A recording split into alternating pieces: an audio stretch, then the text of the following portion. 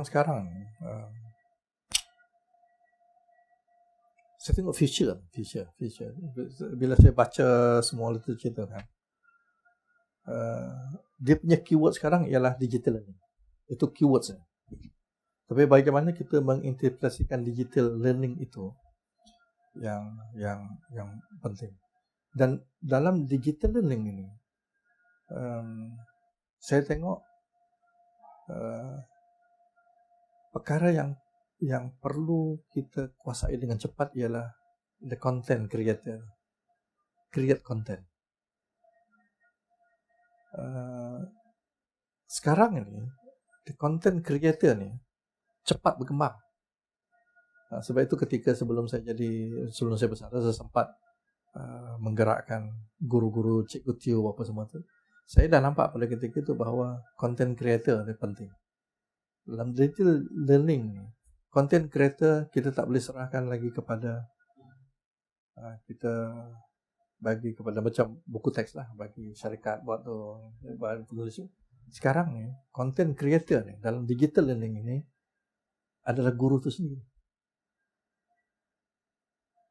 Guru tu sendiri. Bayangkan kita 400,000 orang guru. Mereka adalah content creator.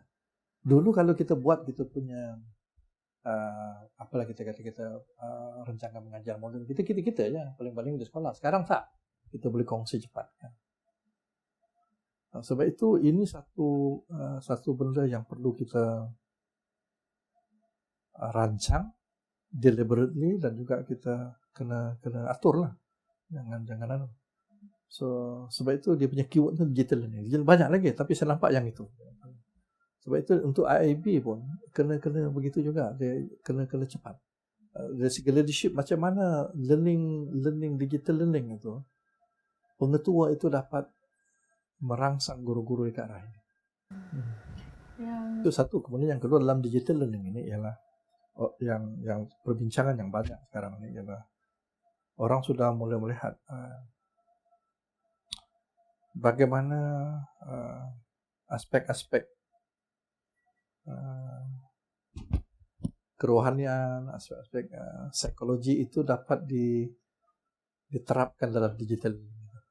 Sebab digital ini terlalu personalized. Betul. Bila kita cakap tentang ni, apa pendapat Datuk tentang human governance? Maksudnya? Human governance ini juga berkaitan dengan soul searching, bagaimana dia meningkatkan kerohanian dan pembangunan diri, kesedaran diri. So dia dulu digital learning ini dia ada satu frasa yang tadi. Kita bukan nak menghasilkan manusia yang menjadi second class banding dengan komputer. Kita nak menghasilkan the first class human being, bukan second class robot. Kan? So, jadi bila kita kena akhirnya digital learning is a medium, tetapi is a medium yang tidak boleh kita elak lagi lah, sebab dia real. So sebab itu bila nak menghasilkan the first class human human being itu, dia balik human being ini dia jadi first class kalau dia bukan setakat keseluruhan dirinya berkembang, termasuk psikologinya, perasaannya, kerohaniannya berkembang. So yang itu penting. Sebab itu dalam sekarang ni perbincangan dalam digital learning ini yang aspek itu yang agak kurang. Yang sekarang digital banyak kepada aspek sini, tapi aspek-aspek yang ini macam mana? Sebab the human touch-nya tu tidak berlaku dengan baik. Sebab itu dalam hybrid learning itu dia cuba untuk cuba untuk integrate the human punya potensi tu, bukan sekat yang ini saja kan. Sebab itu ada orang memberi kritikan kenapa tak pergi sekolah. Sekolah itu penting bukan kerana ada classroom sangat.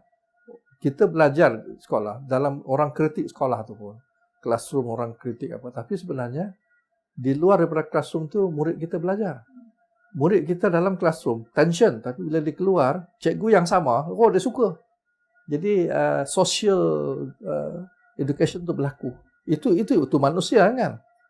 Sebab itu bila orang mengatakan saya sendiri tidak mau menghapus sekolah Tapi sekolah sebagai yang ada sekarang itu perlu dirubah, sebab sekolah itu adalah institusi pendidikan.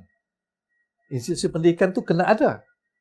Tapi sekolah yang ada sekarang mungkin kata sekolah itu kena ubah, sebab dia institusi pendidikan yang formal, dia kena ada. Tapi sekolah yang terikat dengan jadual waktu, terikat dengan kurikulum, terikat dengan itu. Sebab itu bila tak ada sekolah, pergi seluruh belajar rumah tak tahu buat apa.